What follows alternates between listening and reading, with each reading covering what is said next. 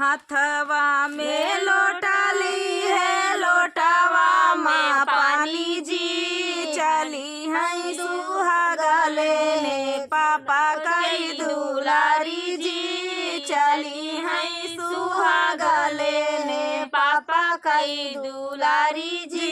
अरे हाथवा में लोटाली है लोटावा माँ पानी जी, चली है सुहागा लेने बाबा कई दुलारी जी, चली है सुहागा लेने बाबा कई दुलारी जी। गिरी गाए लोटावा ढारा की गाए पानी जी, सुसुकी रोए बाबा कई दुलारी जी, सुसुकी रोए बाबा कई दुलारी जी।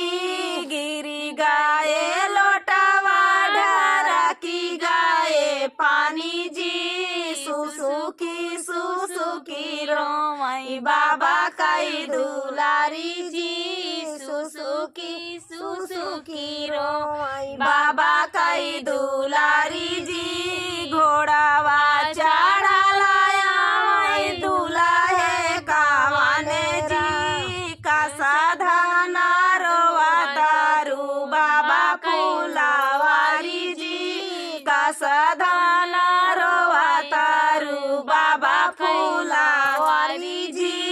लाई दे भाई चरखा चलाई दे भाई पानी जी, हंसी सी चिउधाना बाबा फूलावारी जी, हंसी सी चिउधाना बाबा फूलावारी जी। हाथावा माँ लोटाली है लोटावा माँ पानी जी, चली है सुहागा ले बाबा कई दुलारी जी, चली है सुहागा ले बाबा कई दुलारी जी।